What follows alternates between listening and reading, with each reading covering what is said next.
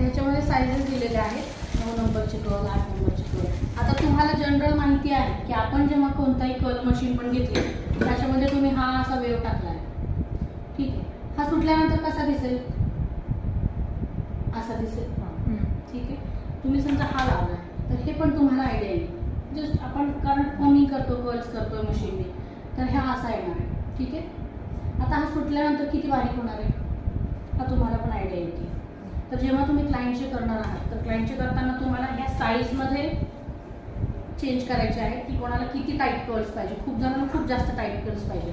तर जेव्हा तुम्ही कर्ल्स करणार आहात तर तुम्ही क्लायंटला पहिले सांगणार आहे की कर्लिंगमध्ये आपणच क्लायंटला सांगणार आहे पहिला. जसं स्मूथनिंगमध्ये आफ्टर केअर खूप असते, डॅमेज होऊ शकतात, आपल्याला पण माहिती आहे स्मूथनिंगमध्ये डॅमेज होत आहे, तर पण ऑप्शन नाही आहे स्ट्रेट करण्यासाठी. तर तेव्हा आपण काय करतो, स्मूथनिंग करतो. आता स्मूथनिंगसाठी ऑप्शन काय काय आले, नॅनोप्लास्टिक करतात, बुटॉक्स करतायत की ते स्ट्रेटनिंगमध्ये आयनिंगमध्ये तो लोशन जाईल. तसंच हे जे आहे ना हे सेम आहे. ह्याने काय होतोय की जसं आपण आयनिंगने स्ट्रेट करतो ह्याचा अर्थ काय आहे की वेव त्याचा स्ट्रेट करतो. तर आपण आता सल्फर बॉन्डवर काम करतोय, जो आपला सल्फर बॉन्ड आहे. एक परमनंट बॉन्ड असतो आणि एक टेम्पररी बॉन्ड असतो. तर आपण सल्फर बॉन्डवर काम करणार. तर हा प्रोडक्ट जो आहे हा सल्फर बॉन्डवर जाईल. तर हा पण तुम्ही स्ट्रेटनिंगला वापरू शकता. फक्त हा लोशन थोडासा थिकनेस कमी आहे ह्याचा, जसं तो क्रीमी आहे, हा लिक्विड फॉर्ममध्ये येतो, एवढं लिक्विड येतो हा, ठीक आहे. तर ह्याची टेक्निक आहे वेगवेगळी लावायची.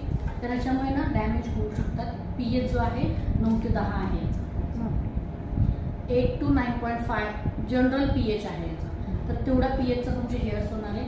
आफ्टर केअरमध्ये याला तुम्ही शॅम्पू कंडिशनिंग किंवा आफ्टर केअरमध्ये काय आहे की यांना त्याचाच कर्लचा शॅम्पू असतो ज्याच्यामध्ये त्याचा शेप मेंटेन राहील. आता हे लावतायत ह्याचा अर्थ काय आहे, तुम्ही ह्याला असा शेप देताय जसा कर्ल्स पाहिजे. मग किती वेव पाहिजे, किती कमी पाहिजे, किती जास्त पाहिजे हे तुम्हाला ह्याच्यामध्ये मॅनेज करायचं. आता क्लायंटची रिक्वायरमेंट असते कर्ल्स करायचा, पण कर्ल्समध्ये पण बेबी कर्ल्स करायचे आहेत का, स्पायरल कर्ल्स करायचे आहेत का, किंवा बीच वेव करायचे आहेत, रूट कर्ल्स करायचे असतील. तर खूप जणांना असतात की इथून खाली पाहिजे, काहींना वरून खाली पाहिजे, ठीक आहे. तर ह्याच्यावर डिपेंड आहे तुमचं की कर्ल्सला कोणत्या साईजमध्ये पाहिजे किंवा कोणत्या वेवमध्ये पाहिजे. त्याच्या अकॉर्डिंग तुम्ही हा साईज सिलेक्ट करणार आहे. हे जे आहेत हे आपले पमिंगचे रॉड आहेत, ठीक आहे.